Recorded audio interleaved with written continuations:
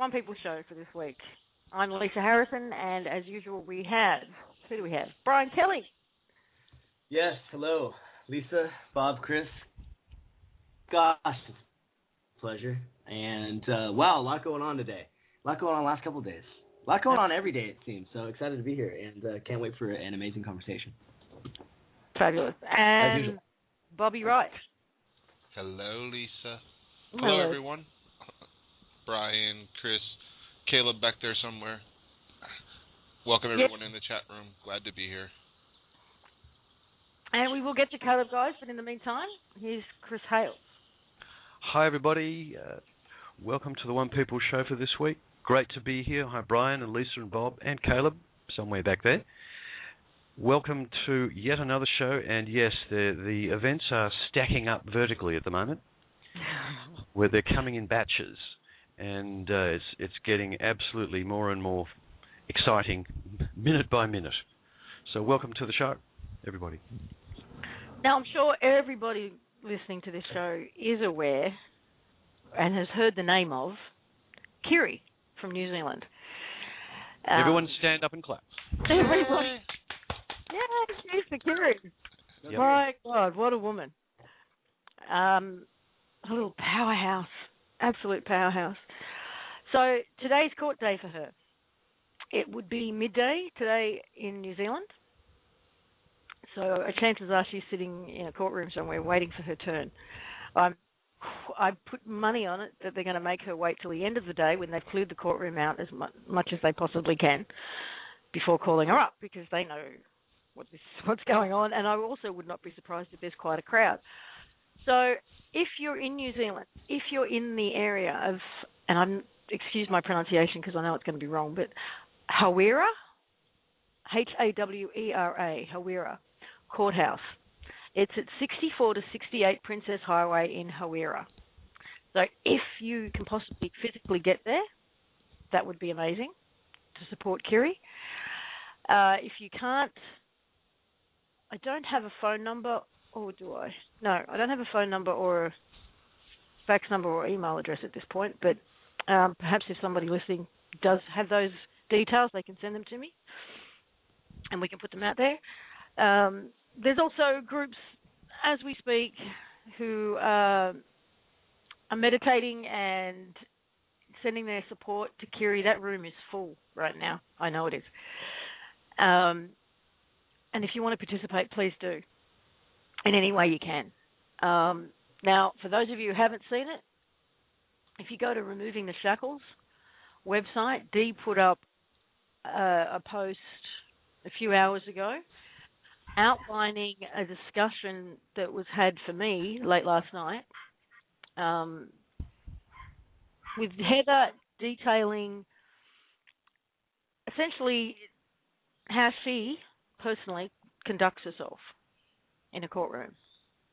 And Brian's posted it. I think Brian's also posted it. I think American Kabuki's also posted it. So you can go to any of those sites. And for those also listening, and I'll get to this a bit more in more detail later, but for those who are listening in Australia in support of Grant C., who is currently being held at Grafton Jail on a contempt of court, well, although he hasn't actually been charged with anything, he's just been held since the 16th. For those of you, can you please also go to that website, copy and paste that information, the dialogue, the essentially the how to conduct yourself in a courtroom, and get that to Grant. But we'll talk more about Grant in a minute. Brian. Hello, Brian. Muted. Hi. Now you reposted it. You read the dialogue. Tell me how you felt about it when you read it, because I know it had a big impact on you. Well, yeah. I mean, it's pretty cut and dry as far as how can I say Heather speak is cut and dry.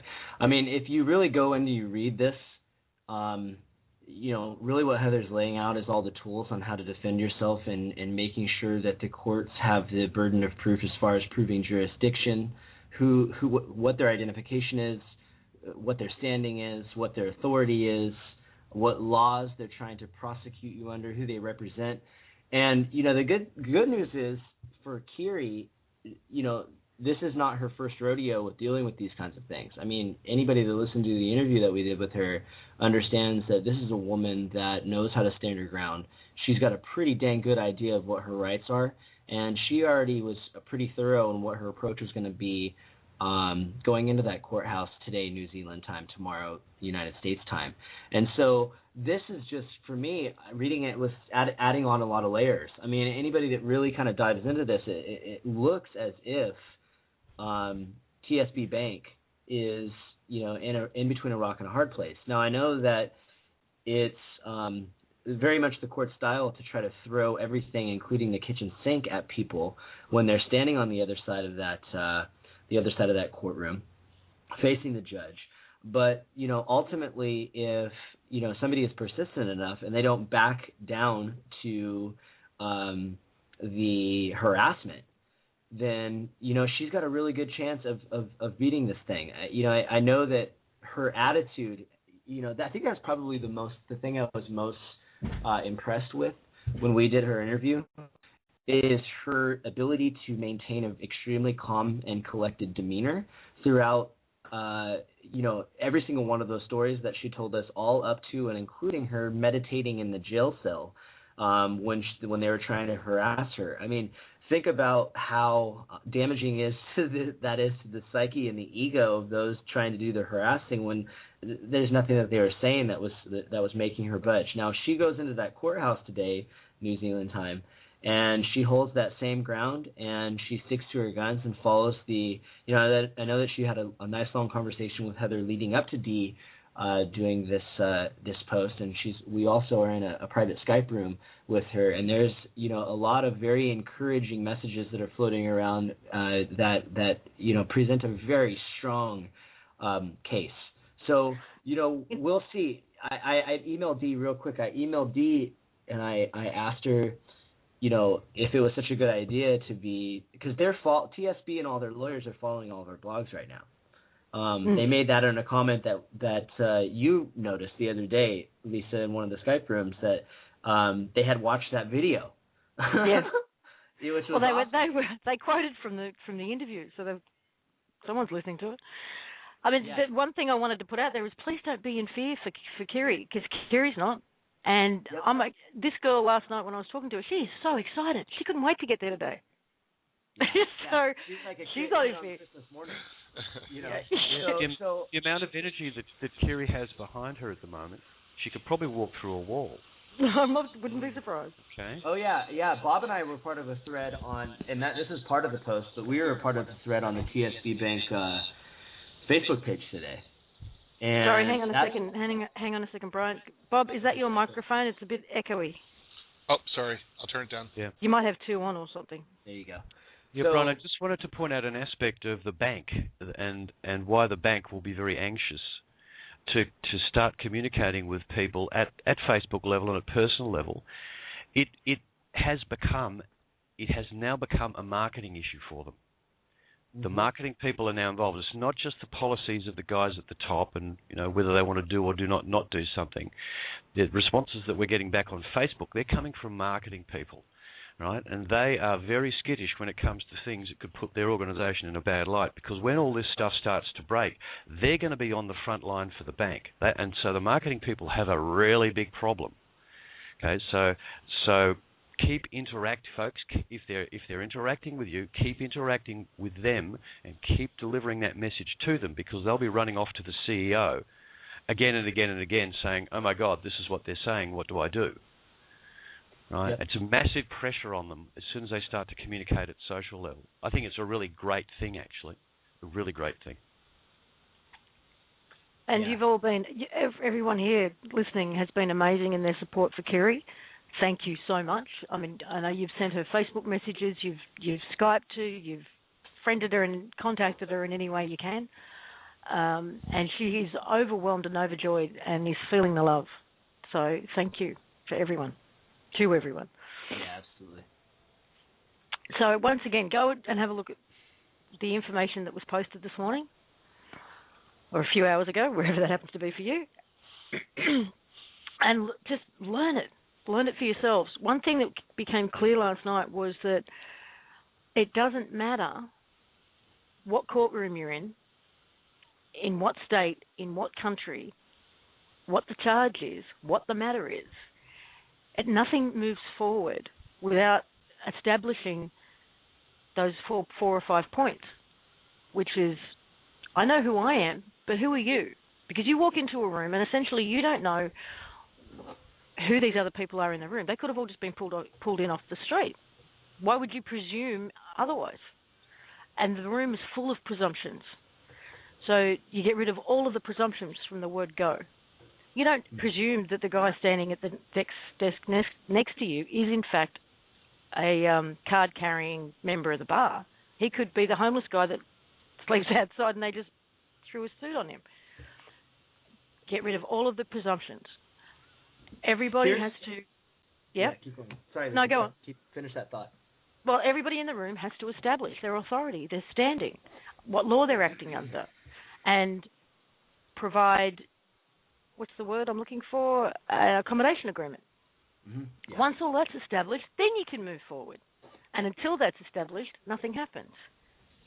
And the word jurisdiction is another thing I learnt last night, which may be where Grant sort of slipped up, is jurisdiction is a legal word. And if you go straight for jurisdiction, you've actually bypassed everything I just said about standing and authority and law and accommodation agreements. All of that is assumed or presumed if you go straight for jurisdiction. Mm. So, great point. Yeah. You don't even want to you don't even want to talk about that. You don't even want to mention that word. Here's the interesting element that the court is having to deal with right now is the world is watching that courtroom. You know, we may not all be in there, but we are all standing by with the ability to get messages out relatively quickly to our network, and that's an interesting ingredient that they are, you know, obviously going to have to take into consideration as they you know, enter into this proceeding, because, you know, they can't, in this situation, they can't hide behind this court case kind of blending into the background with all the other ones they have on this particular day. They know that in that courtroom today, they might be doing 30 court cases. Only one is really important. They know that. You know, because they know how much you got to assume. We have to assume, and I don't like to make assumptions because, as they say, the cliche, sometimes it makes an ass out of you and me.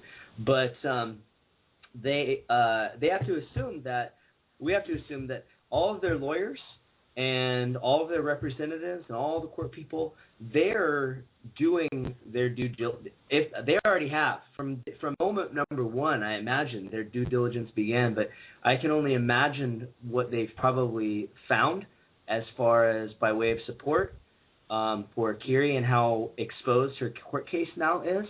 So if that doesn't add an interesting ingredient to the whole mix, I don't know what does.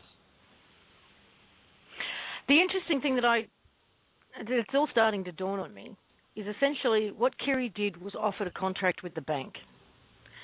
And the bank accepted her offer. By accepting that deposit, by showing it as a uncleared funds in her account, they accepted the contract, the offer, the contract. And then they defaulted on their end of that contract. They also demonstrated exactly what we've been saying.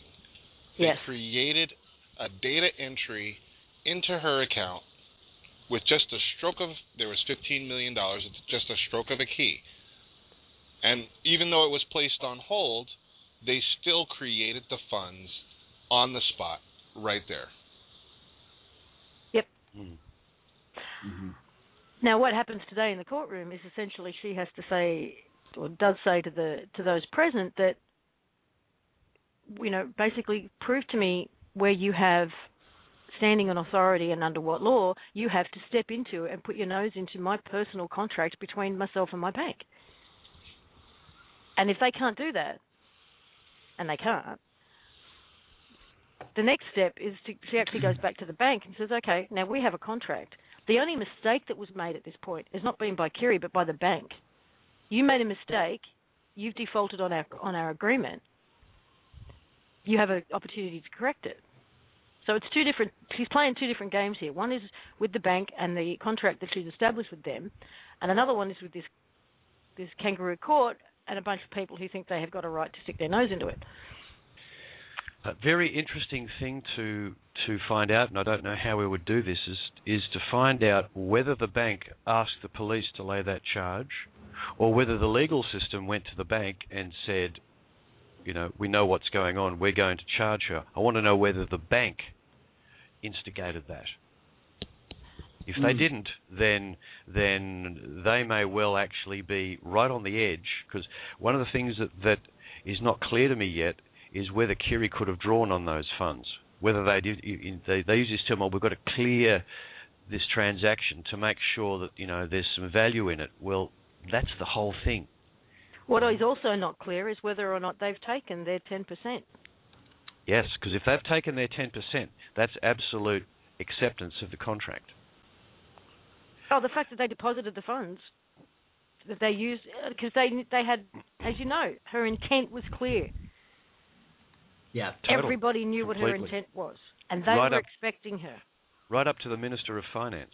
That was the most genius thing that I found in her process, was how well she covered her tracks ahead of time, letting everybody know what she was going to be doing. I mean, talk about just absolutely genius. See, that's the template we need to follow. It's not just a matter of logging into the bank and starting to hand them documents. You know, set it up, notify the whole system that you're going to actually draw on your value. Yes. Okay. I think that's enough about Kiri. She has our love and our support, 100%. And again, I will repeat, 64 to 68 Princess Street, Hawera, for the Hawera Courthouse. And if somebody out there does have a phone number, fax number, email address, can you please pass it on to me, and I'll share it in the chat room. Yeah, do you have the spelling of Hawera? Hawera. Excellent. Okay. We actually do have a couple of callers with their hand up. It may be about the Kiri situation, but I'll just, before we move on to that, we do have a guy here in Australia, Grant C., who's currently being held in Grafton Jail. And once again, we'd like to show our support for him. He's been held since the 16th with no charge. He was dragged out of a courtroom for contempt for asking them to show jurisdiction. And again, that blog post that's on Brian and Dee's website talk about how to handle that when they try to throw that whole contempt at you. So if anybody's in contact with Grant, please go and get a copy of all of that and make sure he gets it. The phone number, if you're in Australia, the phone number for Grafton Jail, if you'd like to just ask some questions. Ask why he's being held with no charge, why for this long. Is he a political prisoner then? I mean, what's the story? Let them know that, again, we're watching. They've already had some phone calls. They've already had some contact. But let's keep it coming. If you're anywhere else in the world and have the ability to make a phone call like that through Skype where it won't cost you anything, the phone number is 61 for Australia, 2 for New South Wales, and then 66420340. And we need to get this information to Grant as well, that Heather's forwarded about intercepting the whole process before even jurisdiction comes up.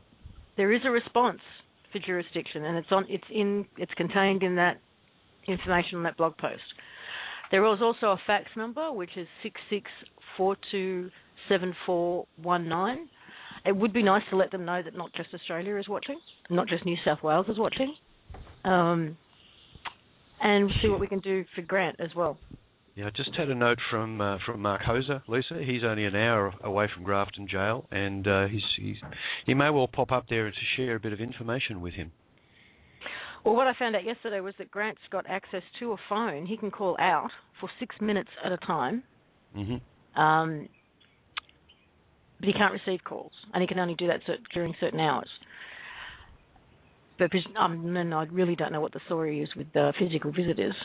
Maybe Mark should make a phone call before. Oh, no, I'm sure Mark will make suitable preparations. That will be fine. Yep. I've just been asked to repeat the phone number, which is 02 for New South Wales, 66420340. If you're calling from outside Australia, it's 61 first, and then just the 2. You drop the 0. So thank you again, and for those people who are in contact with Grant, can you please give me an update via email or Skype or on Facebook? Yeah. Now, just a final note, Lisa. We're going to try and elicit some more details from the people around Grant.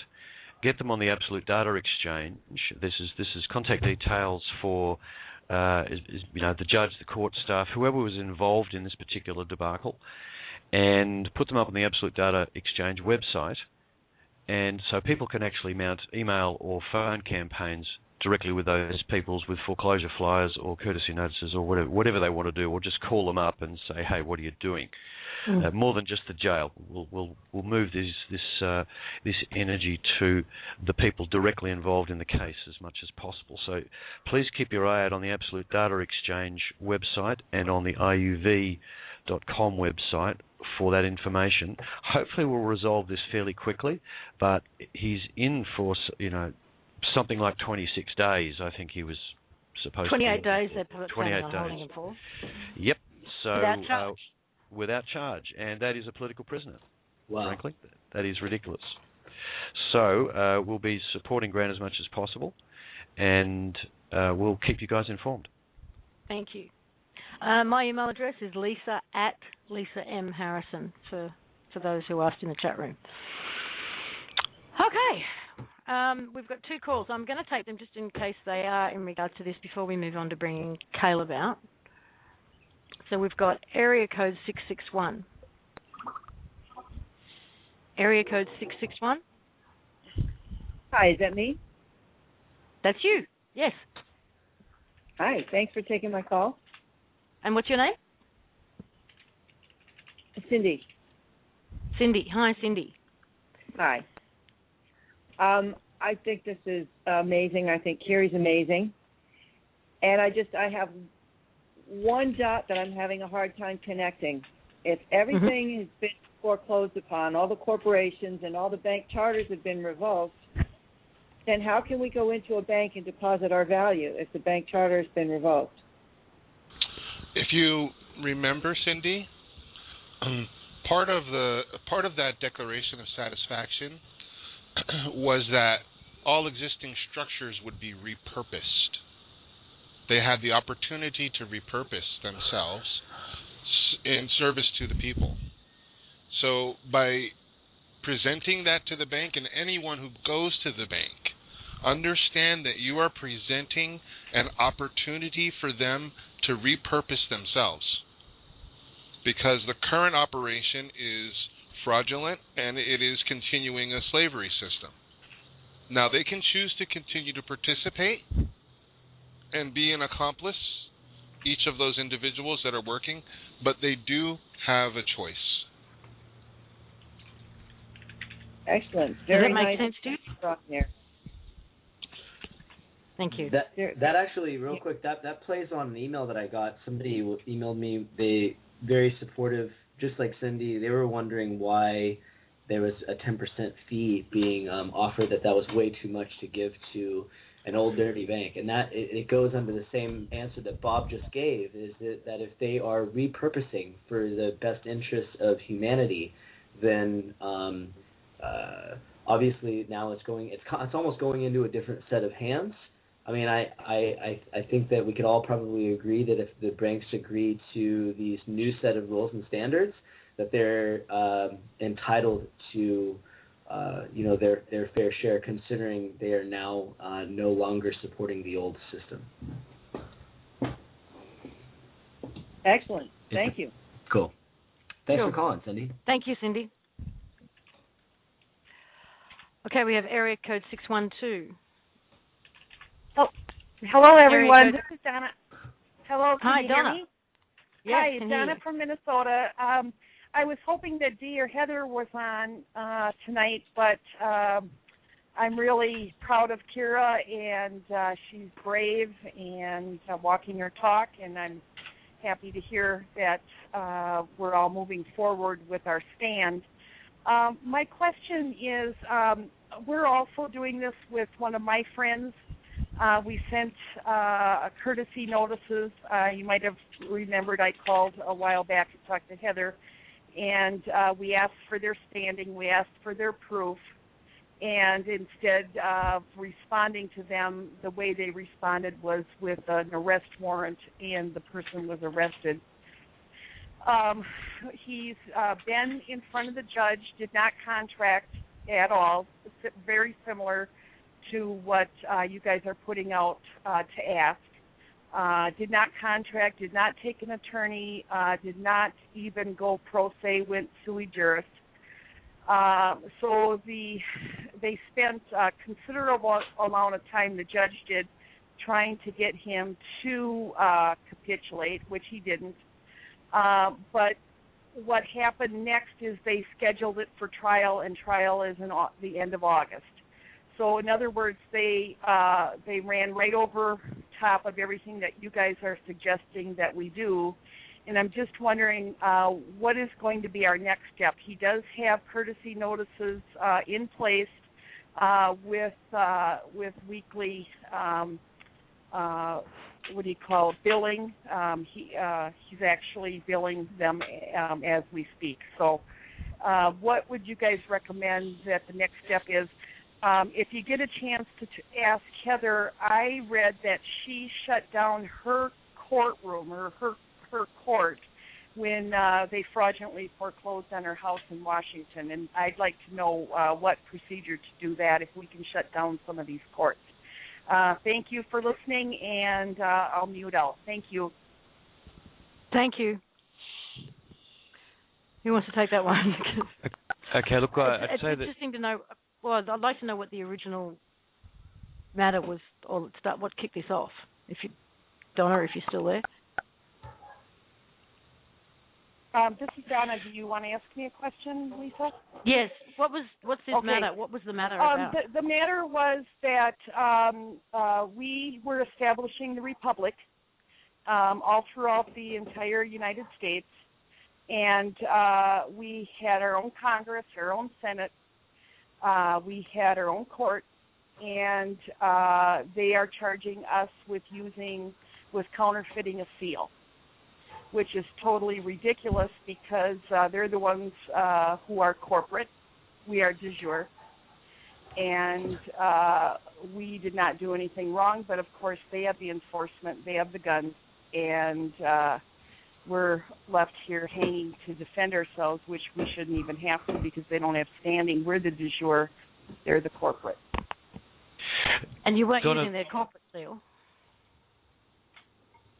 Pardon? You weren't using their corporate seal? Absolutely not. It's not even close. Right. Okay. Yeah, Donna, the interesting point here is they're not accusing you of trying to usurp the government. Right, they're not saying to you you're a fake government, because they're a fake government as well and they know it. They're just picking on one particular aspect. So this particular charge, what's the sort of punishment for that charge? I'm not sure. What is that?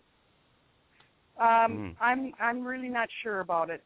I'd have to get back to you on that. Yeah, look, you're in the middle of a really, really complex situation. The only thing I can say, it sounds like you guys are fairly savvy as far as processes go. If you've got an invoicing situation going, we've actually got the UCC and the commercial lien process pretty well worked out, but it's very complex. It's not a straightforward thing to do for most people. But if you want to email Lisa, we'll pass information on to the guys that know how to do that. And another option, Donna, is you can do exactly what they do and contact the collection agency. Okay. I did read about that, the IRS collection agency that also The only thing, we're pretty savvy about this kind of stuff with some guidance from you. Our point is that we can't stop their train. We can't stop their abuse. And we've walked our talk for 3 years, and I am surrounded by very brave people just like Kira, and Donna, have you shared your information on the Absolute Data Exchange?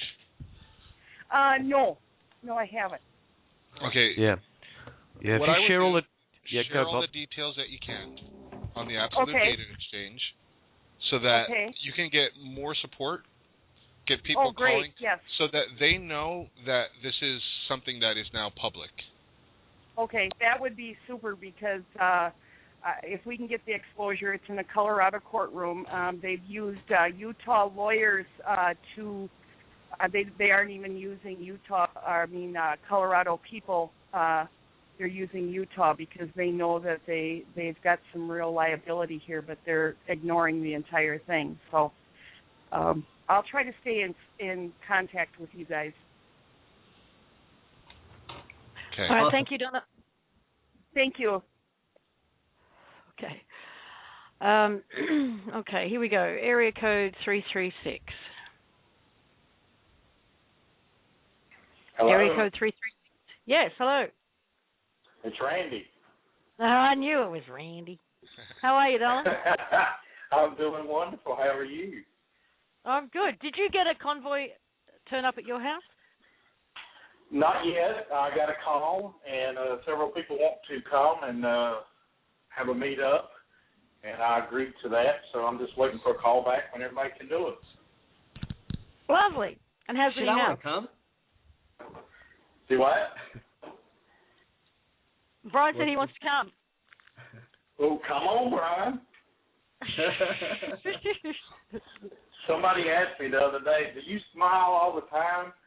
And I said, well, I don't see a reason not to. And it reminded me of Brian, because everybody's talking about how he giggles all the time. So anyway, I just wanted to share something. Yeah, Randy, do you have any visions for this property becoming a gathering centre for people or a community in its own right? Oh yeah, yeah. It's amazing, really. I was offered the home that I'm looking at it's been completely redone. It's going to be a couple of months or more before it's totally revamped. But I was offered a home to live in the meantime, which is absolutely amazing. And I just wanted to share with you guys tonight. I was getting off from work this evening, and I was locking up the building, and I looked out in the parking lot, and there was a totally white dove. A white dove, did you say? Yeah. A white dove, yes. We like that dove term. That's deposit of value, Randy, for sure. And or declaration of value.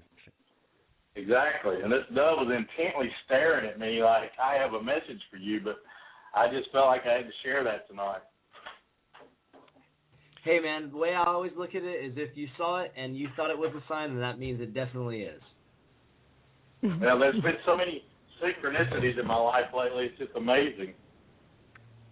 Well, you got a cool story to tell, and you got a lot of people out there that support you, Randy, because you're freaking awesome. Just saying. Well, you guys are too. I love being on the call, and you guys are doing a great job, and I'll get off the phone and let somebody else talk. And, hey, man, if I ever come through town, you better have a nice comfy couch for me. Yes, sir. No, I'll have a comfy bed for you. How's that? Oh, my man, now we're talking. Hey, thanks for calling, Randy. We appreciate you, man. Much love. Appreciate you guys, too. Thanks, Randy. Excellent. Thanks, Randy. And Randy, we'll have to have you on the repurposing show in the next couple of weeks to talk about what plans you've got. Okay? Be there. He's already muted, but I'm sure he's heard you. Okay, last one before we move on to Caleb. The repurposing show in the next couple of weeks to talk about what plans you've got. Okay? Oh, who's got the player? Someone's got the player unmuted there. Hey, why are you repeating yourself, Chris? Stop that. Why am I repeating myself? Why am I repeating myself? Somebody's got the player on in the background. Not me. Hey, why are you repeating yourself, Chris? Stop that. Area code 830. If you're on the line, everybody just say hello, and we'll see if it's you. Hello. Yeah. Okay. Hello. I've muted them now. That was that was too much. Have you got the board? Have you, Lisa? I do. Okay. Okay. I think it's time to bring Caleb out. Caleb, are you with us? You still there? Yeah, I'm here. I'm just working. Okay. Welcome, Caleb Skinner. How are you? It's been a while. We all miss you. That's good. I miss the crew. I can't wait. Actually, I can because I want to wakeboard, but in a way, I can't wait for October. So hopefully, you guys will all be joining me. Well, yes, we should all be there by then. So, first of all, speak for yourself. I don't miss Caleb. I fucking miss Caleb. I'm sorry for swearing everybody in the chat room, but that had to be said because I miss him that much. Caleb was my roommate in Morocco. Yeah, I'm in Morocco. I just worked most of the time, but I did get got to meet everyone and chat and you stuff. were staring at the back of his head while he sat at the computer. Dude, yeah. I'm ready to stare at the back of your boat when you pull me behind that thing on the wakeboard. Big Anyway. times for sure. Hey, welcome, my man. Thanks. I'm glad to be here finally. So, Project Lisa, 13, we know what do you you've got? been working your little butt off round the clock. Kinda. Yeah. Sorry? Kind of. It's been taking a lot longer than I thought it would. But about the 4th or 5th of July or the 3rd, we passed the Windows Store, and then I sat on it for a while. One of the things that you have a lot of complexity with is, not to sound arrogant, but if you point me at a normal web app with a normal database, Java, open source, Windows, doesn't matter what it is, I can fix it almost as fast as you can point out flaws with it. So people can hit it and have a problem, then we can fix it, and they can hit it again, and they'll be like, I'm not sure. Was it my fault? Maybe my computer had a problem. And one of the things you deal with when you deal with a peer-to-peer app like we're dealing with the 5 business day lag time that you see in the iPhone store and the Windows store is if you report me a problem and it takes me 4 minutes to fix it, I've still got to wait another 5 business days for that thing to go through. So let's say that you sequentially give me 3 bugs, 3 things you want fixed, and I fix those things, and we just happen to reach, it takes you 5 days to figure it out because you don't use it that often or whatever. It could take 21 days. Actually, my math is wrong. Let's take 7 days total. 7 times 3, but I guess it's 21, to actually get all of those changes in the system. So we sat on it for a while, and I banged on it, and we had other people bang on it, and we looked at it and looked it over, and we're really happy with the Windows code. We're going to release that. Already have the next update ready to go, but we're actually going to release it into the store this time. It was in the store, but you couldn't find it. This time it will be in the store. The iPhone version is, I hope it stays away. We're going back and forth with the testing. There's a few minor issues left. I'm very particular. So I want to make sure all these things are in place before we release this. The fix cycle is a lot longer. Plus, if there's anything wrong with the data, fixing the data is a lot harder because you not only have to fix the data in the cloud, but then you have to fix the data in the actual database. So that all being said, I'm still frustrated that we didn't launch 6.1. That's been something I've thought a lot about. But what's really cool is we're about done now, and we have a desktop version we're working on, and it's pretty cool. I'll be sitting here working, and my phone will get pinged by a dev who's doing something on the desktop version. They've sent me something, and it sends me in a notification, and I call them up and say, hey, you know what you did? So it's exciting. But we're not only super excited to launch this product and to service it. I have a tough problem living in it now, but I'm very excited about voice over IP and the way we'll implement voice over IP, true peer-to-peer, a bit like a torrent, where the server introduces the parties and then gets out of the way. So you can have a voice over IP call with your friend Jill or Susan or Paul or whoever, And that is truly peer-to-peer. The server makes an introduction, gets out of the way. You'll have an SSL connection with the appropriate AES keys in the middle of that encrypt the whole conversation and throw it away.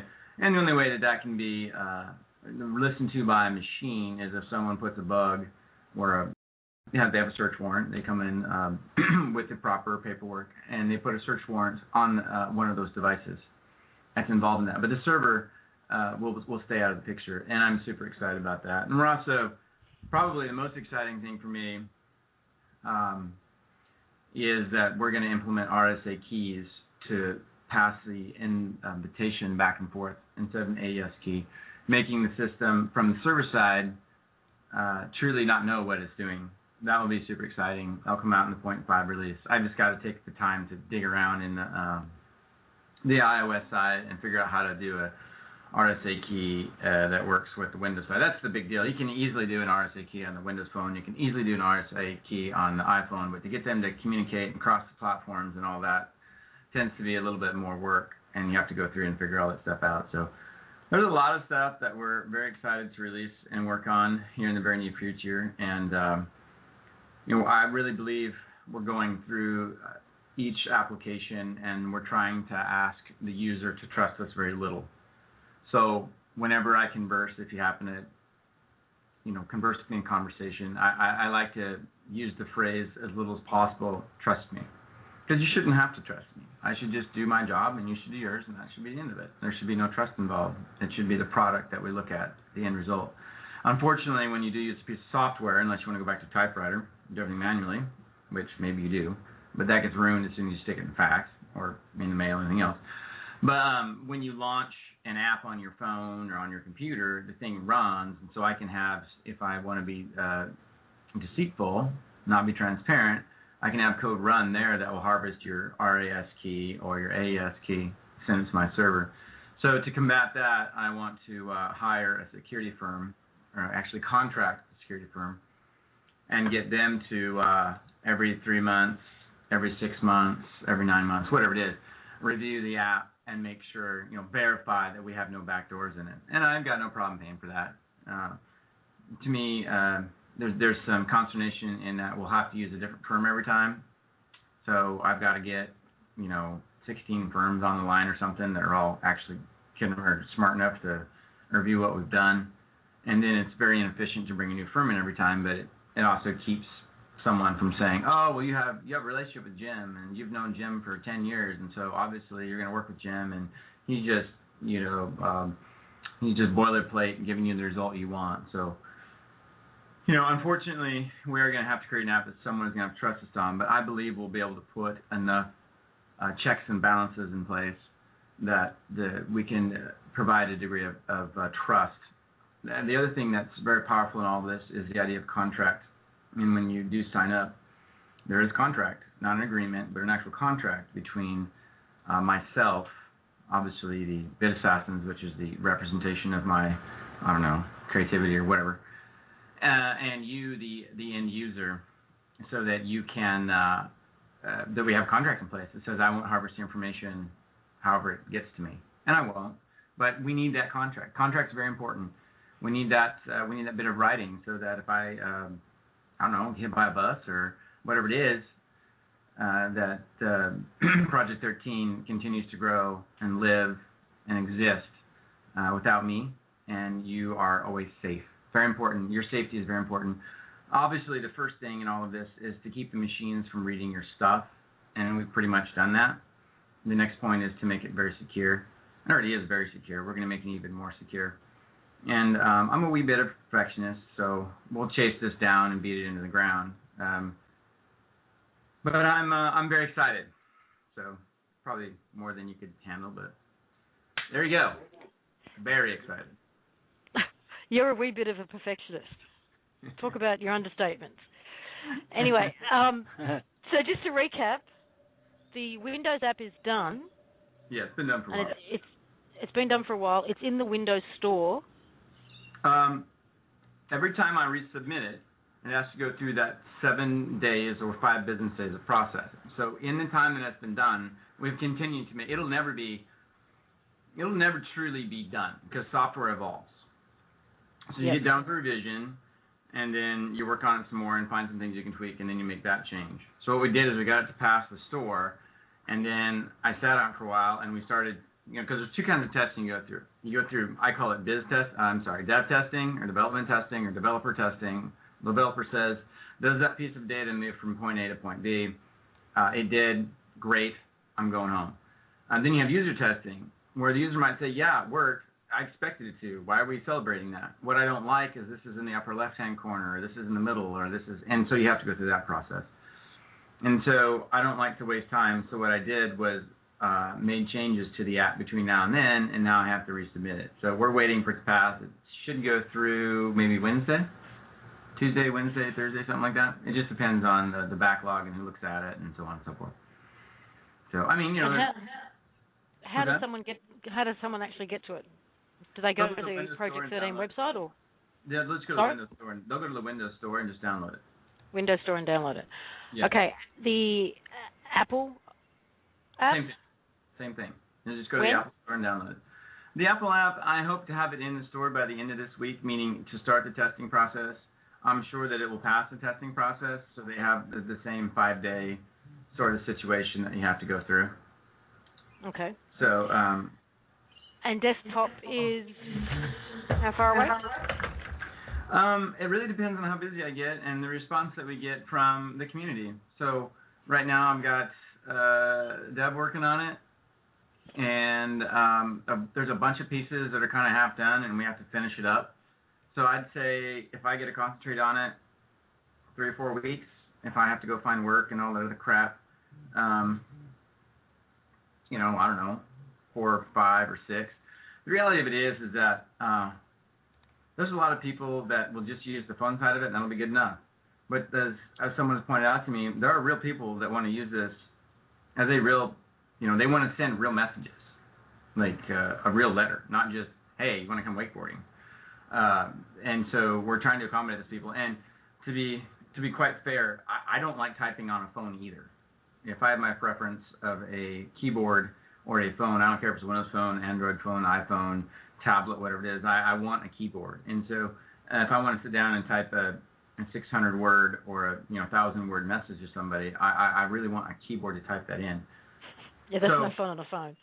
And that's really not a phone. I'm really not a fan of the phone when it comes to typing something of that length.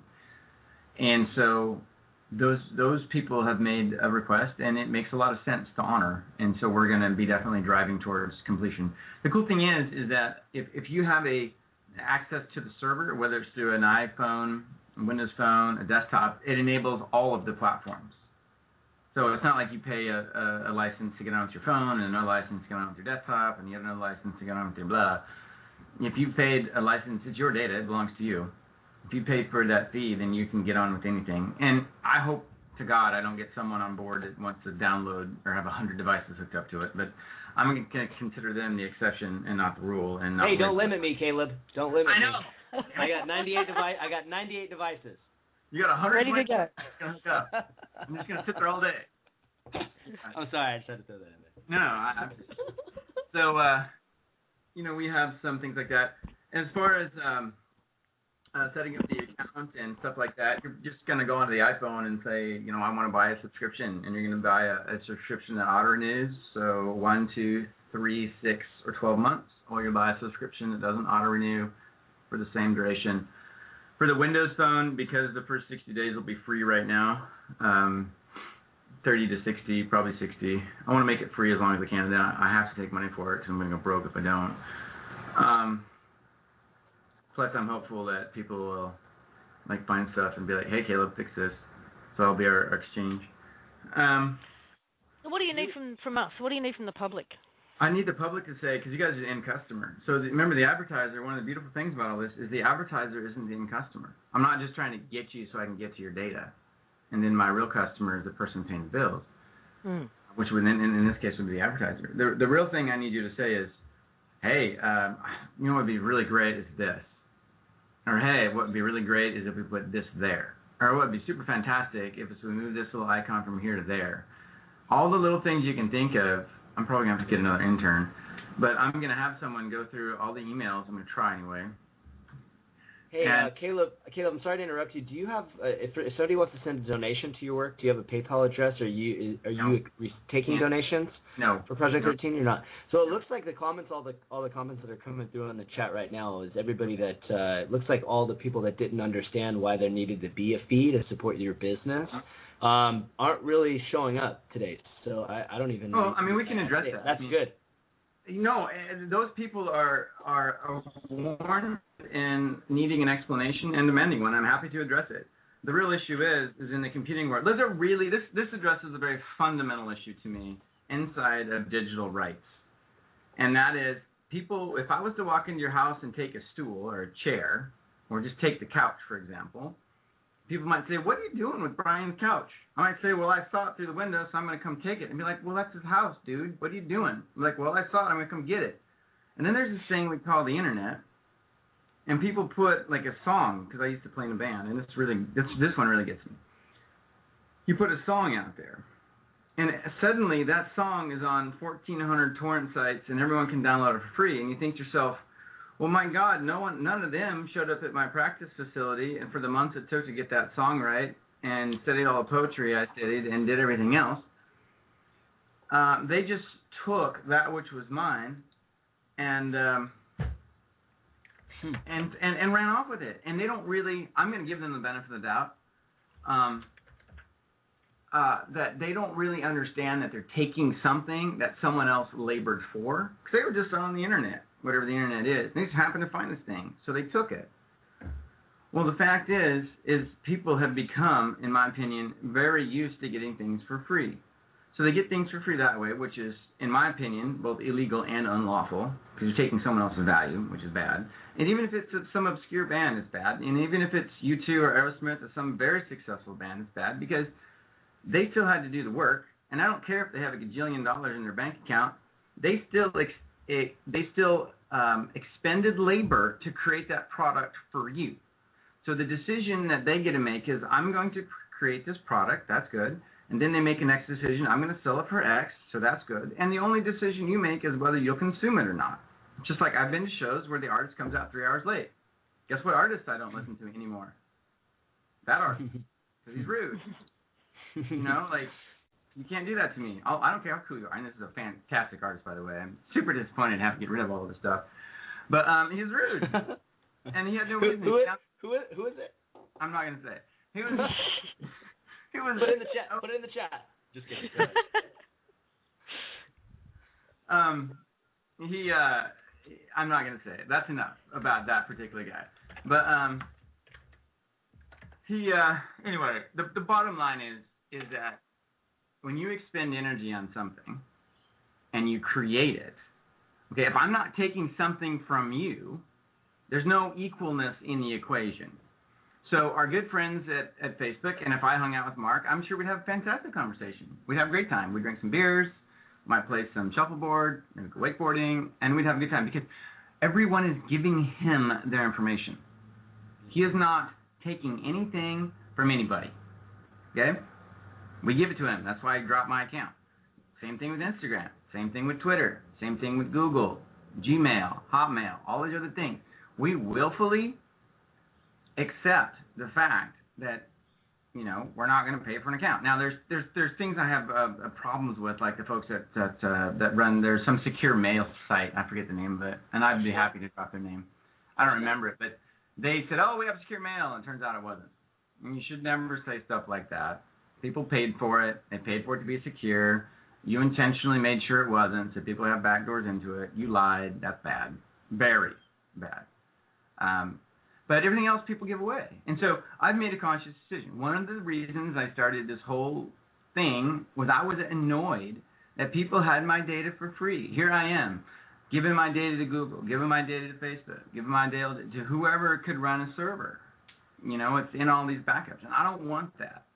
So I created this. Now, in order for me to pay my devs, in order for me to create voice over IP, which will not be simple, by the way, you can't just go grab something like Twilio and 4 days later have voice over IP. You know, we got to write the thing.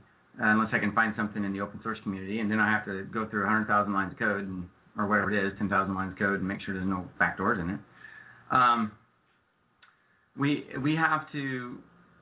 I have to pay people. People come to me and say, "Hey, Caleb, how do we pay?" They may not care at all about whatever it is, the OPPT or this or that. They just want to live. Like, I have a lot of friends. They're like, "Caleb, it's great that you do this, but I do that, and I don't want to be a part of what you're part of." And I say, I love you just the way you are, and I want you to be you. So give me a hug, and we'll talk about something else.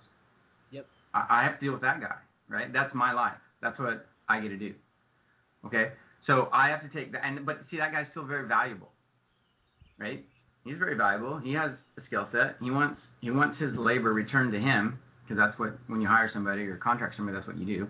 They give you their labor, or they give you 20 hours or 40 hours a week, and in exchange for that, no profit is made because they're exchanging. You exchange to them this abstract thing called money, and they take that money and they, I don't know, make a house payment or whatever, which is fraud, but that's a separate conversation. Let's say they borrowed that money from their grandpa.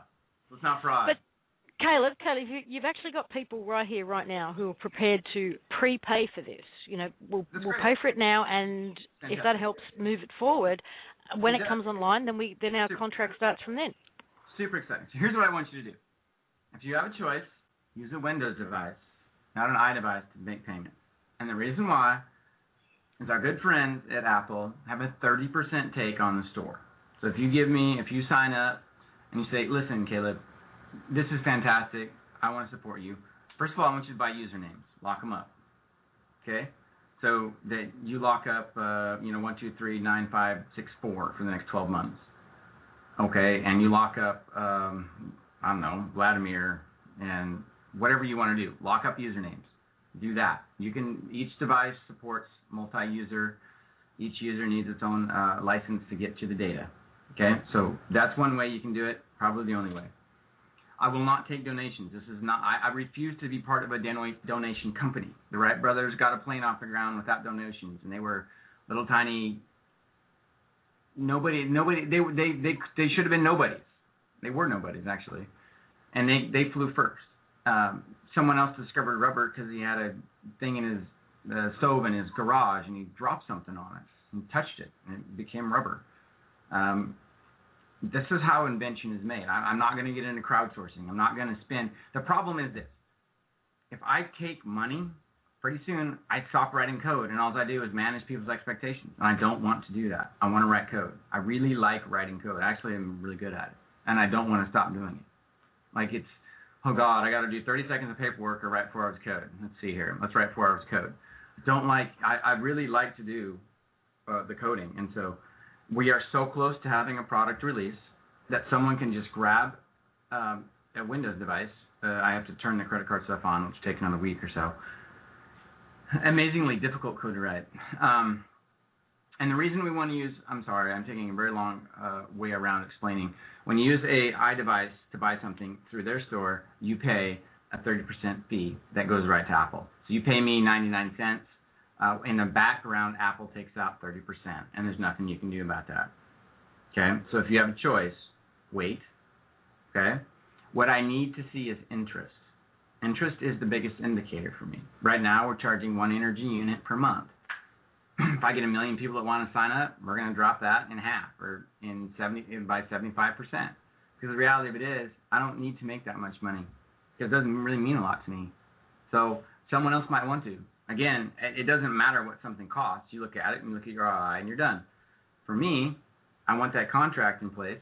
I also want to rebuild my war chest so I can go chase down the next big idea, and that needs to happen.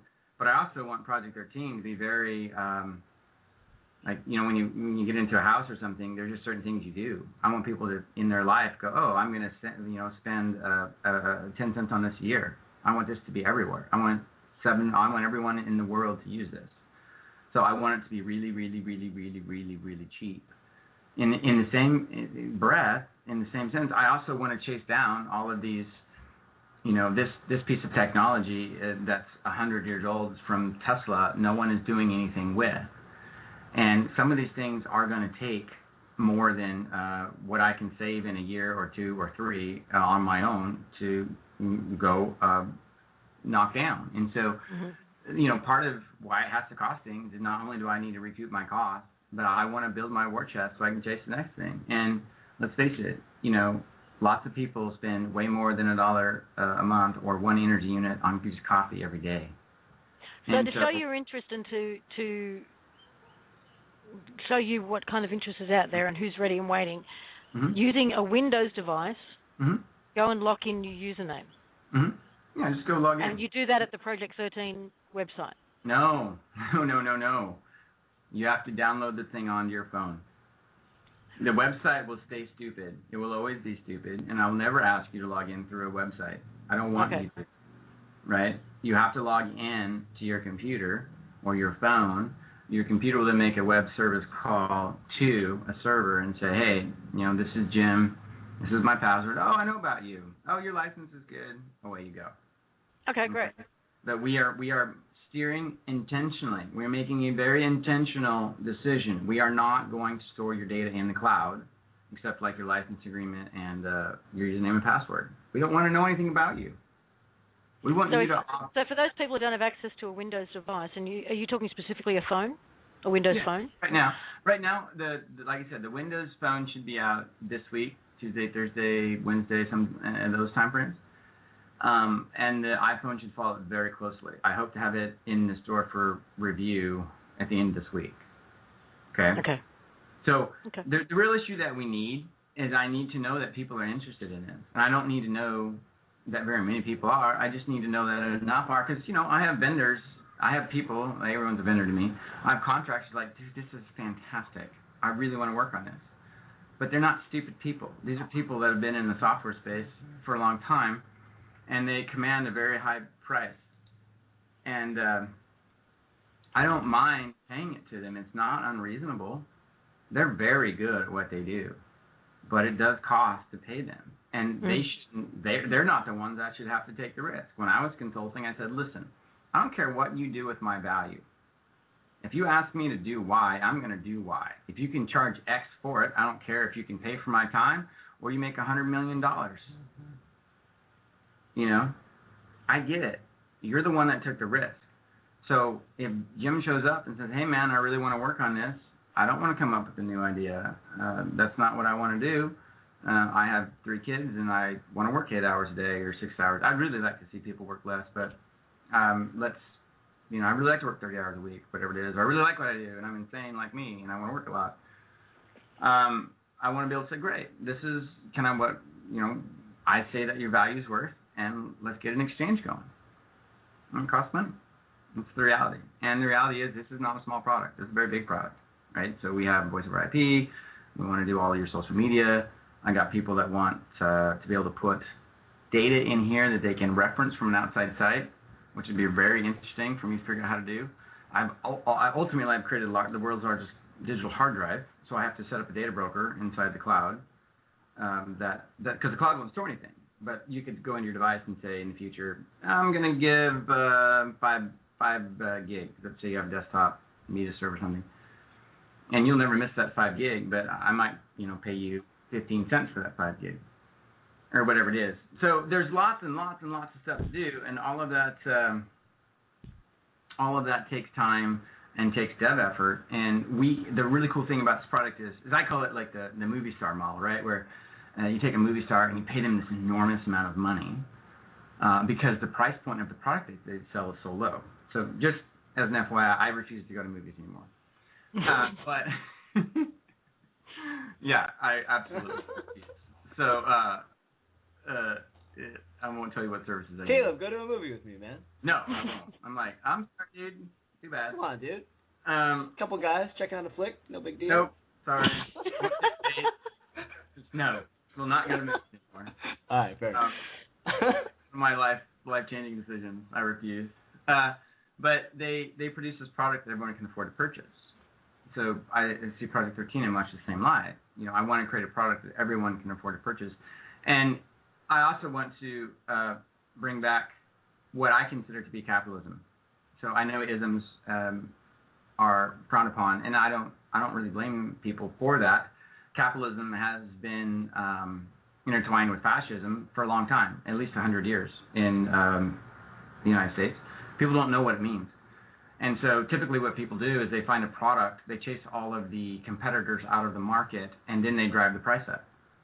I mean, just go look at the automotive industry for a fine example of that. Mm-hmm. And I want to go the opposite direction. Obviously, I want to have a lock on the market because I'm a business guy, sort of. You know, I want people to be taken care of.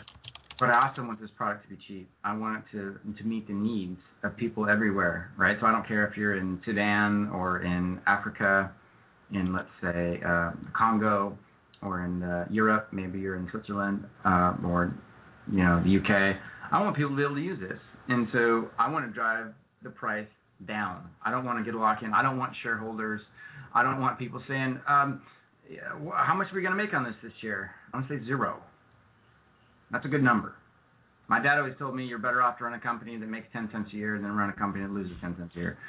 So when the war chest is rebuilt and I can go play with the next thing, and it can support its turn, right? Because each war chest has to rebuild itself. You know, Project XIII is only required to rebuild one war chest. It doesn't need to do more than that. And if that thing fails, then maybe I need to take some time off. You know, it's one of those things that we should be able to very easily, and everyone should be able to very cheaply get value. They should be able to look at their ROI and say, actually, this makes a lot of sense. All my communications, doesn't matter what they are private. Oh, and I can make phone calls. And, oh, by the way, you know, someone else hit me up with putting information inside Project XIII that can be accessed from outside of it. I don't know how I'm going to do that, but I'll figure it out.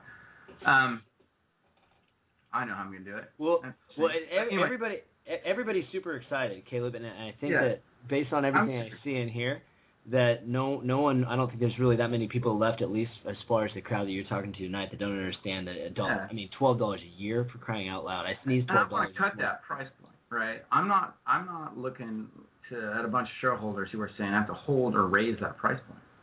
I want to lower that price point. But again, $12 a year, right now, it's reasonable, man. Plus, people also understand this is the kind of product that you want to make sure. I mean, you can't make it perfect. We talked about that when we were out in Morocco. You're always going to be making little tweaks on it, or whatever. Right. But you can't just jam it out into the market without making sure that all of your ducks aren't in a row ahead of time. And one of the interesting things about this product is I see the footprint that I've taken right now is barely the beginning. Because I really see the internet being split into two pieces. So I see that you have a public side now, and now you have a private side. Okay? Which is where the whole point of the managed solution and all that comes into effect. And so what I see happening is if you're a doctor and you figure out some cure for some disease or something, that should be on the public side. And there's no problem with that. We none of us should care. I don't know. I'm not a doctor, so I can't speak to that, but you know, that should just be out there. But then if I want to send my girlfriend a message, that should be on the private side. And again, no one should care. Why is that anyone else's business? So the fact that we've capped the internet, this thing is far bigger than just a social network. Way bigger. Social network is just one aspect of it. Again, when I get more time, I'll figure out how I can, really what I need to figure out how to do is hollow out the iPhone app and the Windows app and the desktop app, so you basically have the login information. Here's how you log in to the thing, into this peer-to-peer thing, and then they can build whatever app they want on top of it. And they hand it to me, my devs review it, make sure it's good. Similar, it has the very same concept to an iPhone store, Android store, Windows store, whatever it is. We go, oh, that's super fantastic. We assign them a user. That user can then decide what information they share with who, and away they go. So this, I see like this little bit that we've uncovered as not even 1%, like a very small portion of the greater picture. And so, but it needs to run. It can't run with me all the time, right? I need to get better at transmitting that message out to my team and say, hey, let's make it so Jim over here he says, Caleb, your idea is great, but I have this better idea. Fantastic. He doesn't want to write a security system though. Great. We've got that covered. We can just write it, he can include it, and away we go. And the cost is low enough that no one cares. Guys, I hate to interrupt, but I just need to make sure Bob's listening. Bob, can you hear me?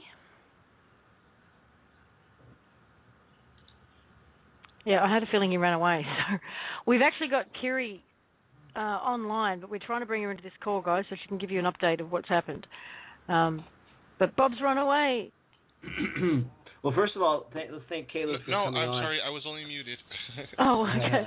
Could you please in. call her and thank you. Thanks, Caleb. I mean, everything you've been doing and everything you've shared with us is amazing. Thank you. Hello, everyone. Hey, Caleb, we love you, man. Keep up the good work. Absolutely. We're going to keep doing our thing. And like I said, it'll, at this point in time, the Windows is ready to go, and the iPhone will be out the door shortly. And it just depends on my schedule. We're going to chase it down to desktop. And away we go. Away we go. My man. Well, just keep us posted, and we can put it up as updates out there so people know when they can go and lock in their username and get this ball rolling. Work, Caleb. Yeah. Hey, how are you? Caleb, just before you disappear, I've had a few requests for the exact name of the project so they can search it in the Windows app system when the time comes. Do you want to spell that out for people? Yeah, it's the project, so uppercase P, lowercase, and space, and then the rest is Roman numerals. So X and I is one word. So you have project, space, X, I. Great, thank you. And look, thanks for your work. I know how intense it is programming stuff because I do a very small amount of it compared to you, but yeah, full marks. It's a hell of a job. Thank you, sir. I appreciate the kind words. I really do. Thank you. Thanks, Caleb. Talk to you later, man. All right. Talk to you later. Bye, Don. Bye. Okay, Kiri. Hi. Hi. Where are you? Hey, Kiri. I'm at home. You're at home. We've just had morning tea and a bit of a laugh. And, just spending time with family. Okay, so what's happened so far today? Okay, so I got down to the courthouse this morning. And so they called up a person prior to me. And then when they called out my name, I stood up and I reasserted my position that I denied consent to contracting with anyone that I don't know. They haven't proved to me who they are or shown any sort of authority whatsoever. And I asked if there were any I said that I'm rejecting the contract because it was incomplete. And I asked if there were any objections. Nobody objected. So I asked for it to be stated for the record. And then I went in and I administered what I call a notice to courts and agents. So do you want me to read to you what I read to them? Yes, please. Okay, so it's called Notice to Courts and Agents. The courts have ruled that the only authority held by the government is authority that was delegated by we the people. The courts have also said that we the people have all the rights of the king, therefore we are all kings and queens. Be it known that all persons claiming professional association with the existing court system, also including ministers, police, bailiffs, magistrates, judges, registrars and deputy registrars, and other court officers and employees, and all other agents and prosecutors from now referred to as INOR, also known as in need of redemption, from varying other sources within New Zealand company structure and substructure, are herewith noticed to stop and to recuse themselves immediately in all and any further action and involvement in relating to their respective positions. You could face charges in a common law court and in a trial by jury for treason or high treason for the past and present involvement in undue process of justice and perversion of justice by fraud, contempt, trespass, sedition, and any unauthorized administration of estate or trust or persons without authority of delegation from any executive officers, abandonment of the oaths of office as public servants, and for impersonation of positions held under your oaths, taken when as a matter of fact being engaged in commercial revenue generating enterprise contrary to the position supposed to have held. We the people could agree to appoint a transitional chief administrator who could take over the keys or other means of access to the building to coordinate the conversion of the existing buildings and administration of record keeping back to the original purpose of administering real justice. All records and all chattels would have to remain on site, and full access to the Chief Administrator or people appointed by the Chief Administrator would be provided from that day forward to commence a review and full audit of the previous court activities and level of involvement of all INOR in treasonous behaviour and any other crime committed against the people. Be it known to all women and men that this land is a common law jurisdiction and that all lawful courts are common law courts where free men and women can exercise their inalienable rights to trial by jury. Is it not true that all court buildings are standing on the land of the people, the internal sovereign heads making up the one and only true crown, and being the land granted for the purpose of administering justice by the rule of law, and being land without certificate of title or sales and purchase agreement, which would define ownership? Is it not true that the original grant given to occupy the land the court building stands on was to facilitate justice as public service providers and as public servants, and the servants to the people could one day be revoked by the internal sovereign heads, the people, who could authorise and execute a notice of this nature?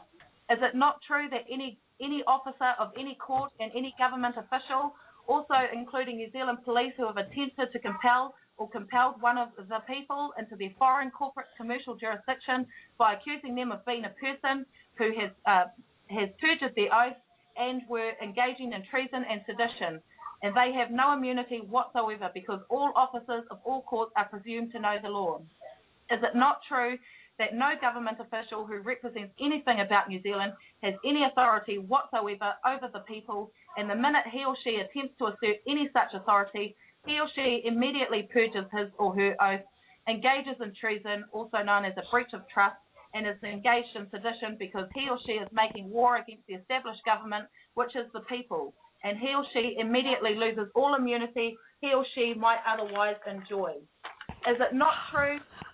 It is essential to the preservation of truth and justice and freedom to affirm oneself to the right to trial by jury, and that any denial of this right by anyone constitutes treason against the man and woman standing on the land.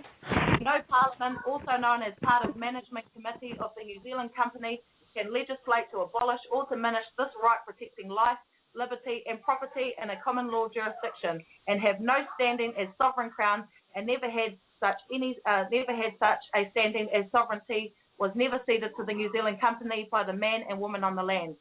Is it not true it is the duty and responsibility of jurors only to judge the facts and law presented to them so that they can administer justice to all parties in any action?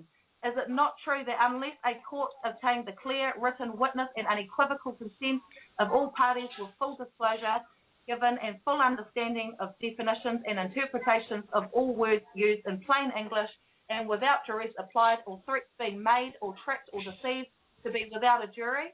Is it not true that any court without such consent be given has never had jurisdiction to proceed summarily, and any such awards, doings, and proceedings shall be held to be null and void, and any cases, also known as constructive trust, to be corrected now and recorded accordingly, including the release of all parties unlawfully charged and held to be now released from any order which was given via a magistrate, adjudicator, judge, deputy registrar, or registrar acting under the summary proceedings without such proof of claim of consent. Is it not true that there cannot be any trust or confidence in the process INOR has engaged in, and all persons involved hold full personal and commercial unlimited liabilities? Perhaps very soon INOR will have to vacate the buildings and land and be recused from engagement from the presently existing court system. So I executed that notice to them today. Hang on, wow. stop. Holy shit. Yeah, they got out of a fight. Hang on. You got about an eighth of the way through that, and I'm thinking, did they let her say all of this? And then you just kept going. Did you say all of that? I executed the notice perfectly with precision. It was received and accepted. Wow. Oh my God. Kiri, you've not only poked... This to us is the repurposing of these corrupt systems to transform them back into their original positions. Okay, wow. So what did they do next? Oh my God, what did they do next?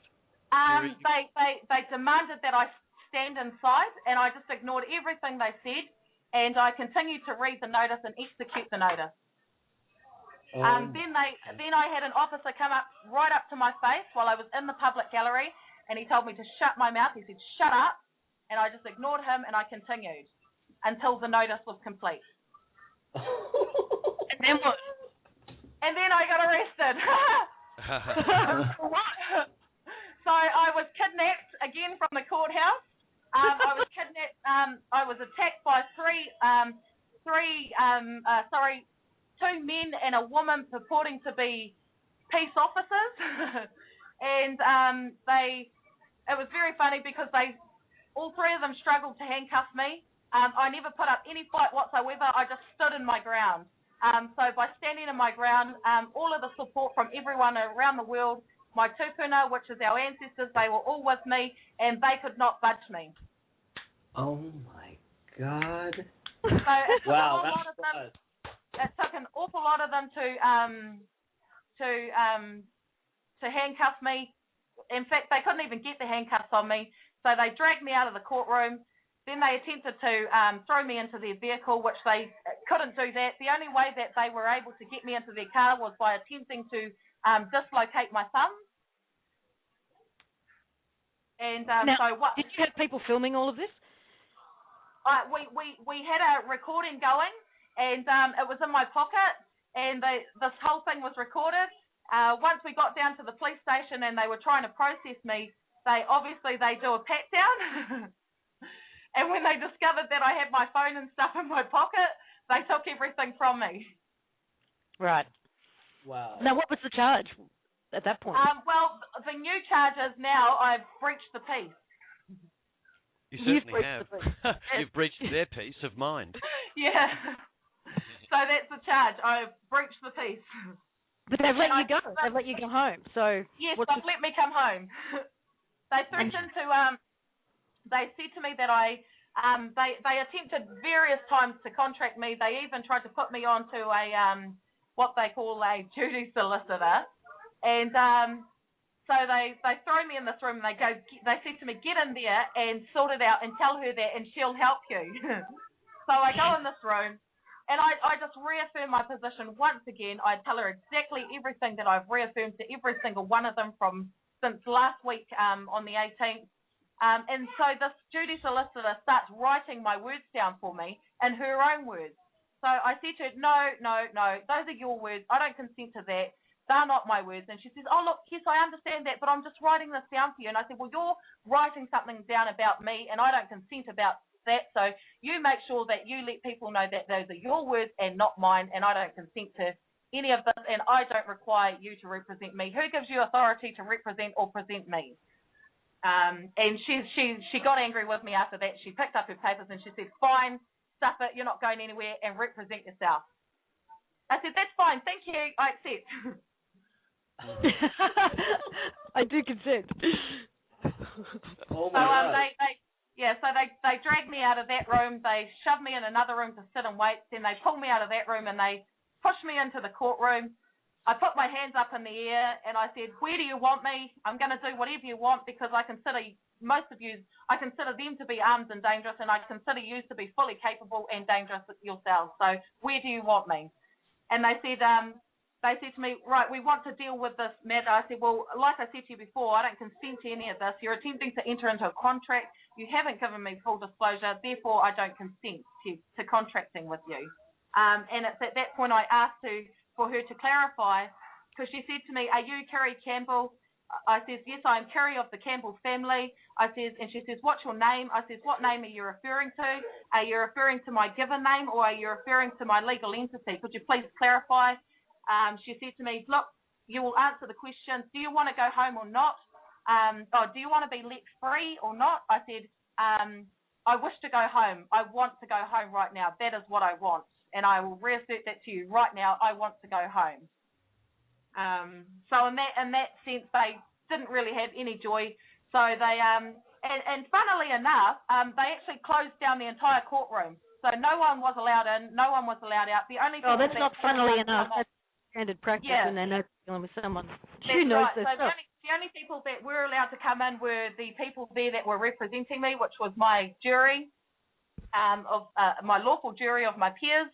They were the only ones that were allowed to be present in the courtroom today when this was all going down.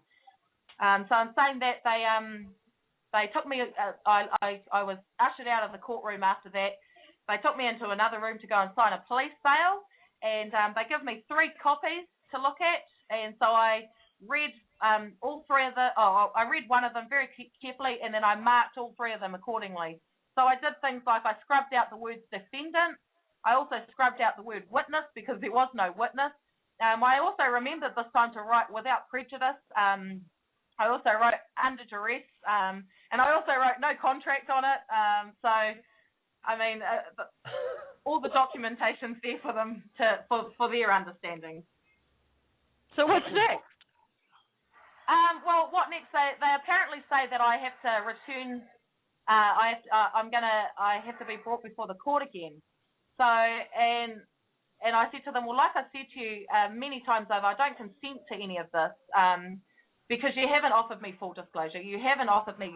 You haven't produced your standing or your authority. You haven't produced what law you are operating under. So no, I don't consent. And then I just turned around and I walked out. And then an officer called out to me and said, Kiri, wait, before you go, I've got full disclosure here for you. And it was an envelope marked full disclosure with a whole pile of documents inside. So I greatly accepted that and I walked out.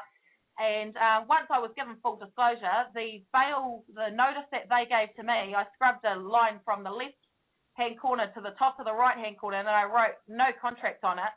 And I took it back into them and I said, now that you've given me full disclosure, here's my answer, and no contract, thank you. And I stuck the police bail down on the what do you call the just in the people's gallery. I just stuck it over the other side onto their side, and then I walked out, and they just stood there looking at each other like, what the hell? What are we gonna do now? So, and then I came home to enjoy a nice morning tea with my family and friends that came to support. Now, Kiri, just to clarify, the notice that you delivered to the court, that was from the gallery, was it? Yes, I did, yeah. Yes, and you wrote the whole thing yourself? Yes. Well done. Wow. This is the notice that I served on them. I delivered to them to give them a friendly reminder notice when I first arrived here in Hawera. So they were well aware of this notice, and then I verbally got to execute it today. Okay, so you delivered that in writing to them previously? Yes. Yes. Excellent. So, Kiri, how does it feel to not be intimidated and stand in your power? It's an amazing feeling. It's something that they could probably arrest me 1,000 times, and I still will not buckle at all. I will stand in my ground wholeheartedly, with absolute truth and love. So, Kiri, you won't be making a court appearance on the other matter today, by the sound of it? Absolutely not. Well done. They've received my confirmation, and now that they've given me full disclosure, so yeah, absolutely not. When you say they gave disclosure, what do you mean exactly? I've got an envelope. I've got an envelope that's got full disclosure written. Well, with a label, full disclosure written on it, and there's a pile of documents inside it. I don't actually know what's in it. So these documents supposedly contain evidence of their authority, their standing, what law they're operating under, all the things you've asked for. Yes. That'd be interesting. Supposedly, yeah. It'll be very interesting. What's in there? Yeah, it could also be someone's laundry list. It'll be very interesting to see what's actually in there. That's right. Brilliant stuff. I'm quite happy to upload all of that full disclosure online, so everyone can have a good look at that. Oh yeah, please send that all over to me and all of us, and we'll put it on all the blogs. As soon as you're well. First of all, take a breather, pat yourself on the back, enjoy your tea and your family. Thank you. Come down from Cloud 9, and when you get back down, send us over the paperwork so we can get it all out. Yeah, I will. Including what you read out, that document. Yes, please. Yes. Well, I was just ready to post it on my Facebook page just to give everyone a brief update. But then, the message came in that, hey, look, let's you guys were doing the live show, so I thought that was even better. I have to tell you, you're now the subject of a knock-knock joke, apparently, in the chat room. Knock, knock. Who's there? Knocking on Chase Bank's door. Kiri who? Kiri, I'm going to rock your world.